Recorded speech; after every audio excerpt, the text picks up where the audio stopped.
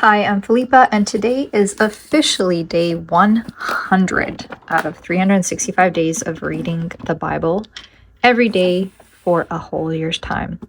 So, we had the part yesterday where the temple, the second temple of God, being built all over again in Jerusalem is built, and Ezra travels to Jerusalem from Babylon.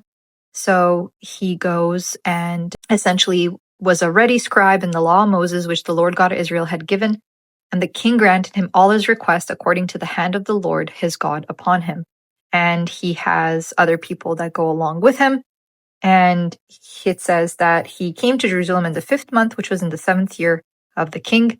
For Ezra had prepared his heart to seek the law of the Lord and to do it, and to teach in Israel statutes and judgments. There is a gracious commission of Artaxerxes to Ezra. And so it is a copy of the letter, where basically the king says everything that you could possibly give to Ezra and to the priests and the Levites and the people who have built the temple and who are following the commandments of God. I give them everything that they need to have, gold and silver, and that they may buy speedily any kind of bullocks or rams or lambs and meat that they need to. I give them vessels for the service of the house of the God.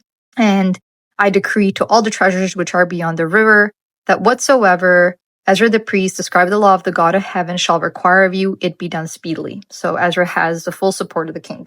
Ezra then praises God for his favor. And there is a number of people listed here that have returned from Babylon with Ezra, the chiefs of the fathers and the genealogy of them.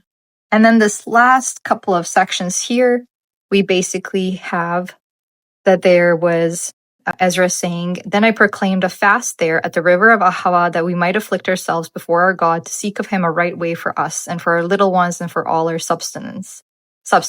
For I was ashamed to require of the king a band of soldiers and horsemen to help us against the enemy in the way, because we had spoken unto the king, saying, the hand of our God is upon all them for good that seek him, but his power and his wrath is against all them that forsake him. So we fasted and besought our God for this, and he was entreated of us."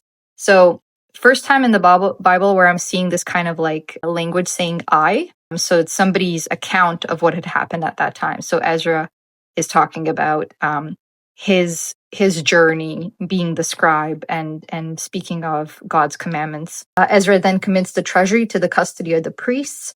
So they weigh all of the silver and the gold and the copper and all of the things that have come into the temple, and they take stock of all those items. And then we have people leaving Ahava and arriving in Jerusalem. And it says that everything in all the vessels, all the silver, all the gold, everything was weighed and recorded.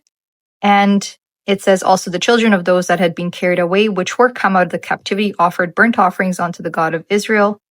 12 bullocks for all Israel, 90 and 6 rams, 70 and 7 lambs, 12 he-goats for a sin offering. All this was a burnt offering unto the Lord.